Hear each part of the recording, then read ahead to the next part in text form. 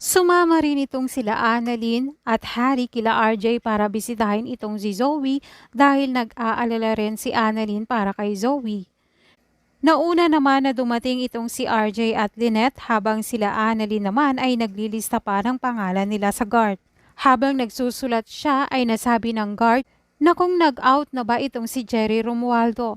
Tugon naman ng isang kasama niya na hindi pa. Naalala naman ni Annalyn ang name na ito at nasabi niyang si Jerry Romualdo ay ang dating doktor na pinatay ni Dr. Carlos. Kaya dito na nga magtataka si Annalyn na sino ang bisita ni Zoe.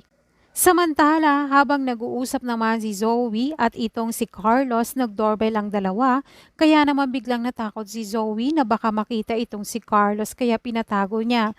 Pero nang makapasok sila RJ, pagtatanong niya kung may kasama siya. Tugon naman ni Zoe na wala kaya pagtatanong ni RJ na kaninong cup ang nasa mesa.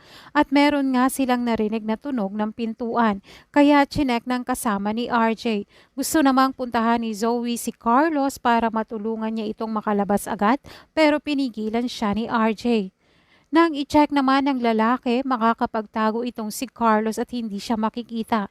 Pero kapag umakyat na sila Annalyn at Harry, tatanungin niya itong si Zoe kung sino ang bisita nito dahil ang name na nakalista ay si Jerry Romualdo.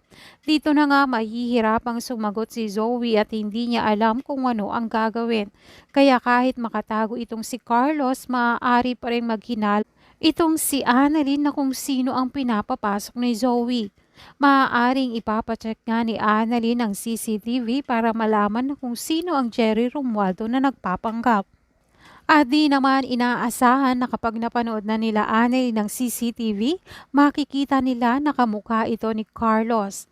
At yun nga ang sinasabi nilang bumisita kay Zoe. Kaya dito na siya magtataka na bakit nagagawang papasukin ni Zoe itong si Carlos at ano ang kaugnayan nito.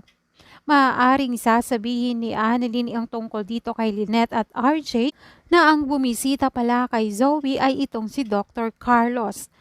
Kaya dito na mapapaisip si Lynette na kaya pala sobrang close ni Zoe kay Dr. Carlos at nung araw na tumawag si Zoe ay dad ang sinabi niya kay Carlos at nang may katawagan ito ay narinig niya na dad ang tawag. Pati nga itong si RJ ay maaalala niya na tumawag sa kanya si Carlos at sinabing hindi niya tunay na anak itong si Zoe.